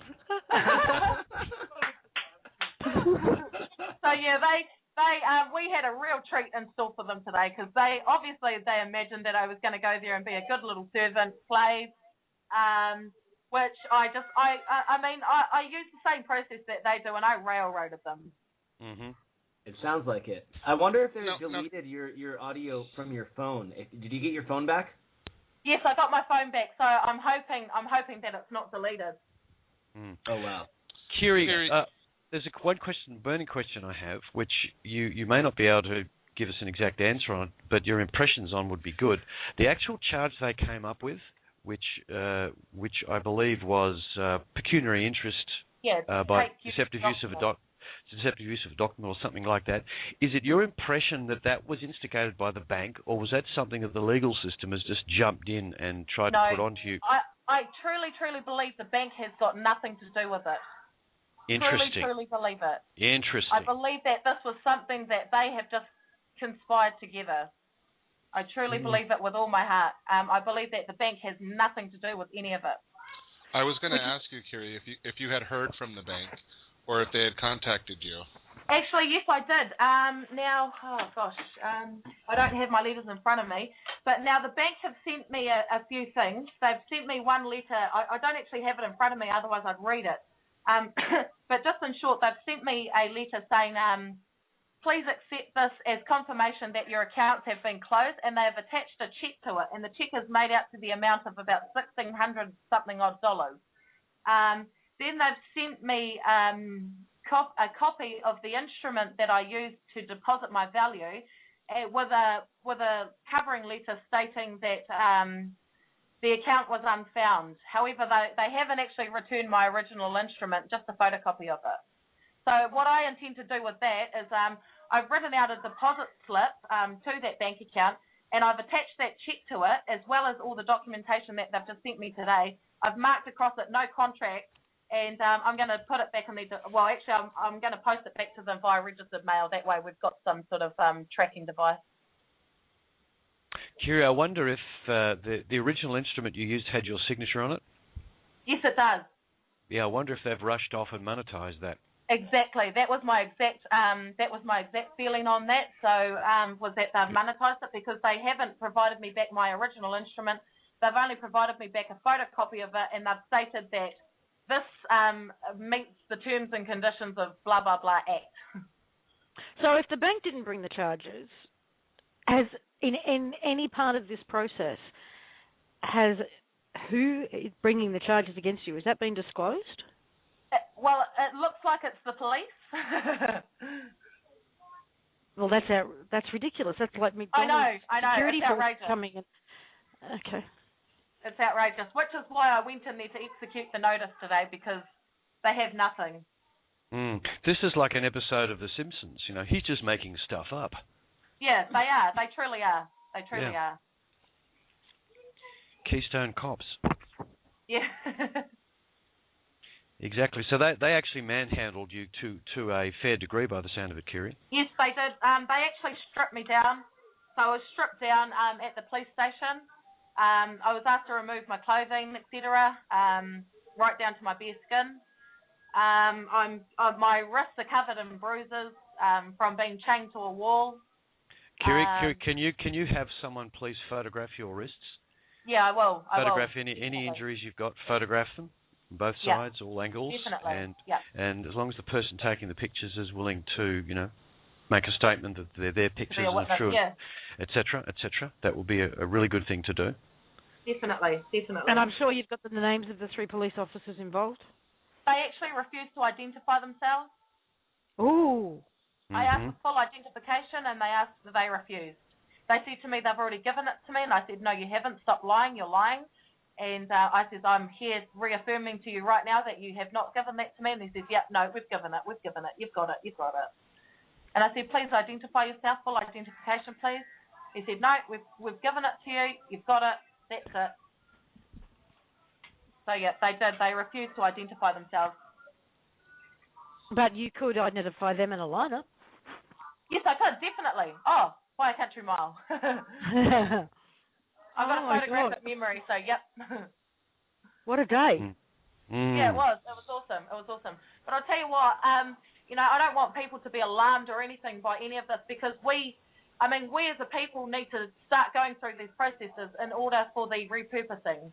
Now, I mean, it's all good and dandy to be serving courtesy notices, but it's still leaving us, I mean, on the outside. It's about merging these two worlds together and bringing them into perfect harmony. So the more doing we get out there and do and just reaffirm our rights and stand in our ground, the closer we will get to being able to merge these paradigms together. Kiri, thank you so much for saying that. Yes. That's perfect. Yeah. Yeah, we have to, I keep bringing this up, we have to repurpose this paradigm. Yes.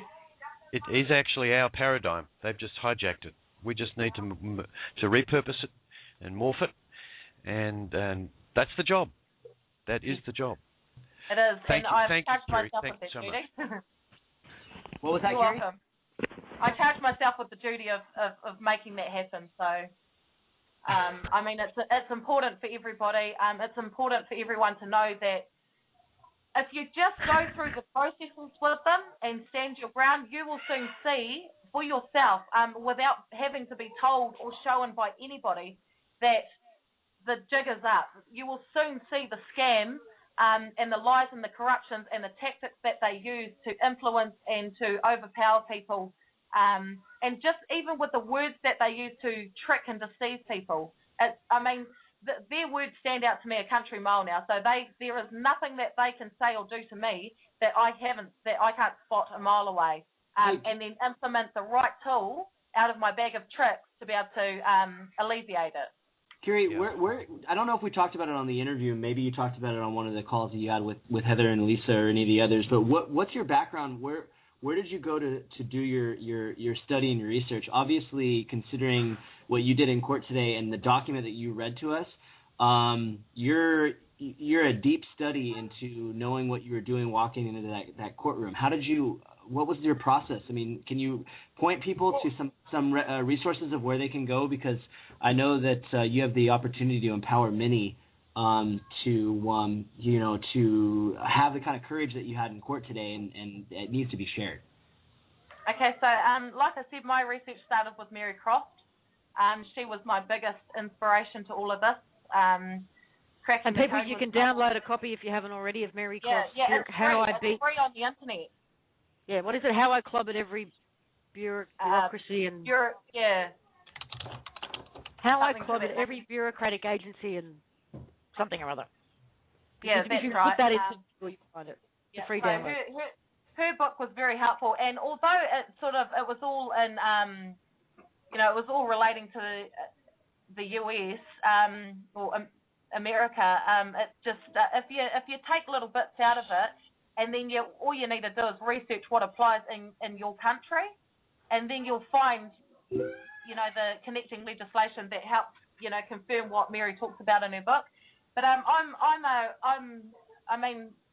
really good at researching things, but I don't just like to research things. I like to test the research. So I like to sort the disinfo from the truth. So in order to do that, one needs to actually go out and action it. Well, you sure did that today. The book is It's called How I Clobbered Every Bureaucratic Cash Confiscatory Agency Known to Man. Yes, that's it. It's a mouthful. It's a small title. Yeah. And another thing that I encountered was that a lot of my family dropped away from me, and I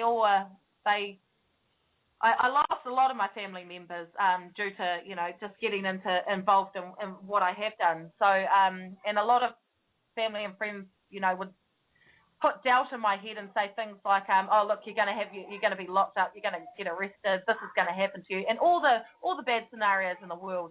And all I can say is that now and then I would take that to heart, because I'm only human, and I do slip into that that stage where you tend to listen to other people. But then what I did was I took on my rock friends, who are the people who stand in their own ground, and I went with what they were saying to me. They said stand in your own ground, and don't listen to what anyone says to you. Don't take on what anyone says to you at all. Go and find out for yourself and know for yourself. Well, Kiri, for every supporter you lost in your immediate environment, you've gained thousands and tens of thousands more. Yes, indeed. I know. I'm so blessed. And it's all of the support that I've received has just made everything that I've been doing for the last 3.5 years all the more worthwhile. So I thank every one of you. Yeah, Kiri, what's been happening in the last hour, sort of while the show's been going on here, there's about a dozen folks here in Australia who've jumped in a chat room to support a Queenslander who's actually been put in jail for contempt of court. He's in there. Well, actually, he's not sentenced. He's not charged. He's just in jail. Kiri's aware of Grant. Yep. Grant. Yes, we actually have a chat room going, and we're coordinating to get information to Grant, to get information about the court, so we can start contacting people and telling them how unhappy we are with this political prisoner they've got going. And I really, if you can send us a copy of notice you read out, that will be a real boost for Grant. And we're going to forward to him Heather's procedure for chopping the court off right at the start. And, Grant may be given an opportunity to actually deliver that notice to the Australian court as you've delivered it to the New Zealand's.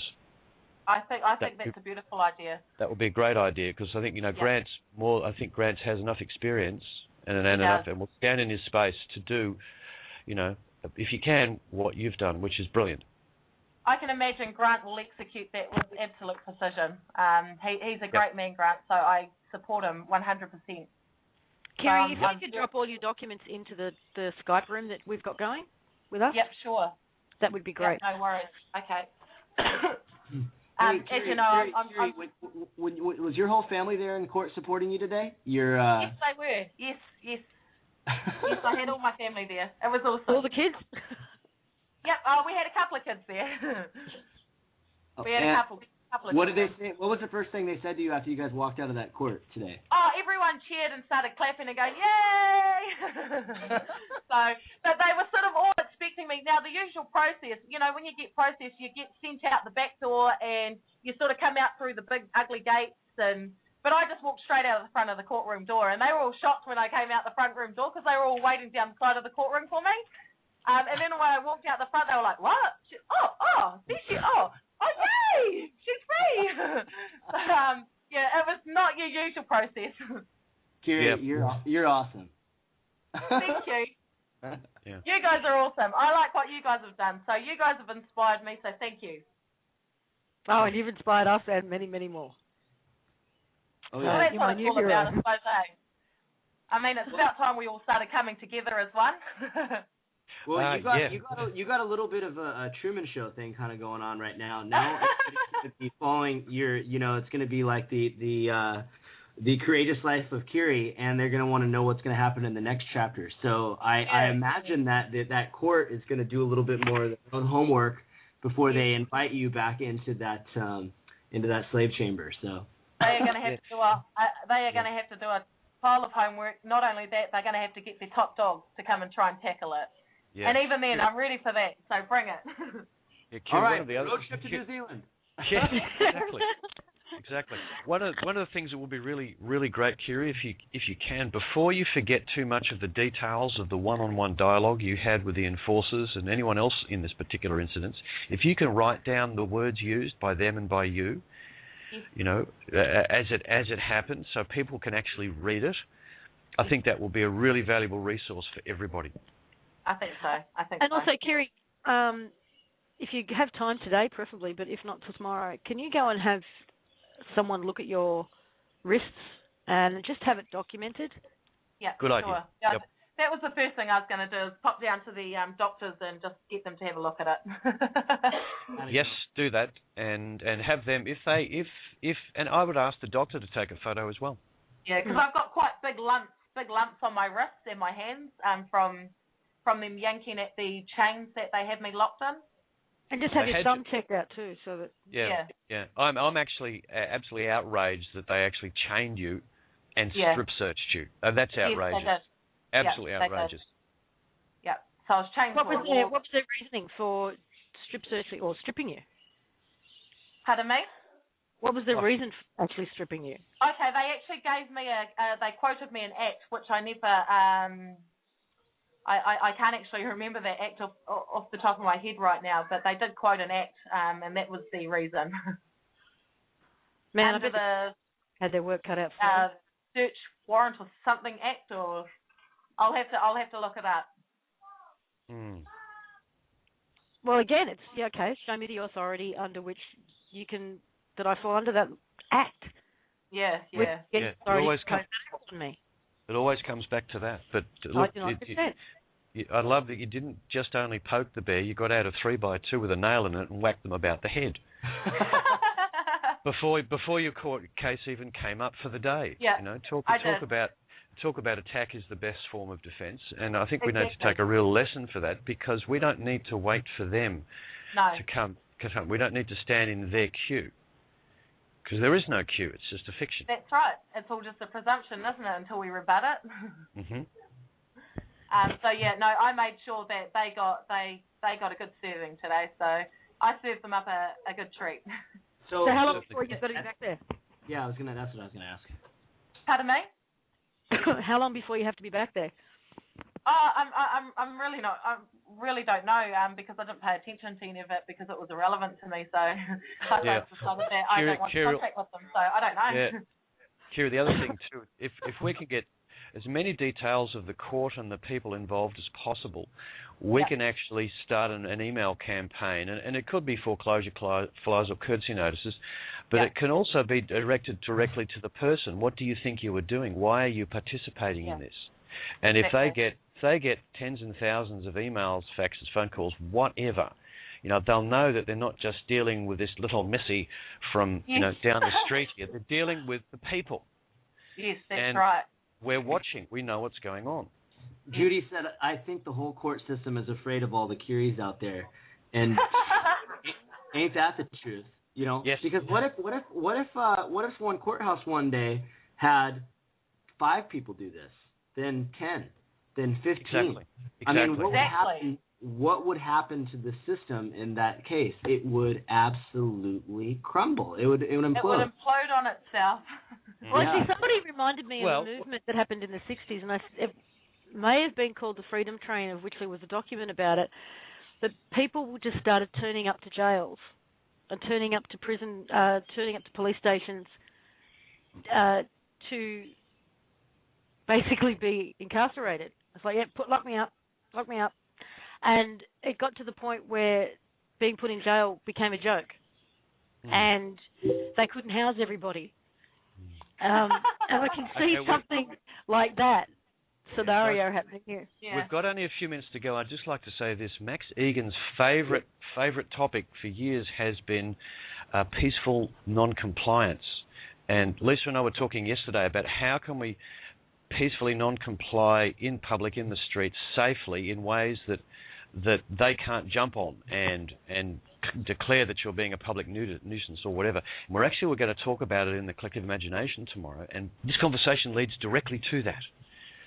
So let's continue this tomorrow, because that's what we've got to explore, what we can do in great numbers safely and really bring the system.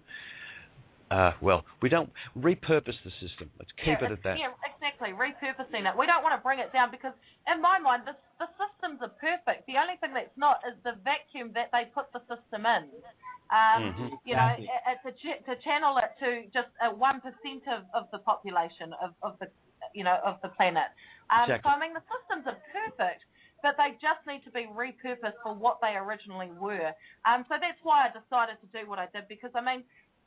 This is not. I have no conflict with these systems. I just have conflict with the fact that they are imposing, fraud and coercing people into their corporate jurisdictions and into their corporate contracts. So, I mean, the systems are itself they're beautiful, they're perfect, but they're not designed for everybody. I mean. So it's all about repurposing rather than eliminating, because we need to merge the two worlds together. We don't want to destroy one world to bring on another one. We want to merge and bring them into harmony with each other. Yeah, it's not about destruction. It's not about destroying anything. It's about Exactly. Reinvigorating it with new life. Yeah, and once we actually, the people have an ability to self-determine, morph it into something that's even better, and that's where I personally want to go, and everyone on this panel probably.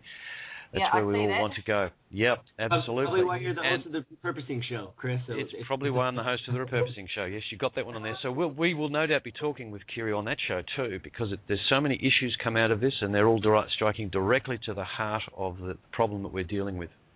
I think we actually have Kiri coming on the Enjoy Show on Wednesday, and based on the tone of her voice after an escapade that she experienced today and still remaining joyful, I'd say that she's the ideal candidate to have on with Judy and myself and Lisa on Wednesday. Kiri, what advice what message do you have to all the people that are listening that may have been a little bit nervous or scared to do the kind of thing that you did today? I mean, if you got a lot of people that are going to listen to this call, that are listening live, and that are going to listen to the archive, what, if anything, would you like to share with them? Stand your ground, know who you are. Knowing who you are is of the utmost importance. I mean, I wouldn't recommend anyone go and do what I've just done, unless they know who they are. I know who I am, and there's nothing that will ever change that, which is why I will stand in my ground. They can do whatever they like to me, but it will still not break me. So I will stand my ground regardless of whatever threats, intimidation tactics, lies, deceit, trickery they try and bring on. I will stand my ground wholeheartedly because I connect to God, not to anybody else, and I'm here to serve people, my family and friends, and everyone across the nation. So, I mean, if we all showed a bit of kindness and a bit of gratitude the way everyone has showed me over the last few days, I mean, the world would be a better place already. So, I mean, just stay true to who you are and don't be intimidated. But the other advice I'd like to give is just learn the words. Learning the words that they use is of the utmost importance, because it will be through the words that you'll be able to determine what they're really saying to you, and you'll be able to read between the lines of what they're actually saying and asking, and then you'll know how to respond appropriately to it without contracting or without, going along with what they're saying. Beautiful. Yep. Thank you, Kiri. We've only got a couple of minutes left. You're welcome, guys. Good chatting with you. Thank you so much for jumping on. Kiri, make sure you send us those documents so we can get them out, and we'll get this story out to the world, because I know they're anxious. I'll do that the moment I hang out. Yes. Okay. Kiri, if you need help of any kind, okay, just put a shout out. There's people ready to jump in. Thank you, Chris. I appreciate that. Thanks, everyone. You have a good day. Thanks, you too, Bella. Right, bye-bye.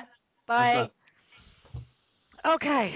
Wow. I love that woman. Yeah, oh, God. My heart's racing a million miles an hour. Take a breath, Lisa.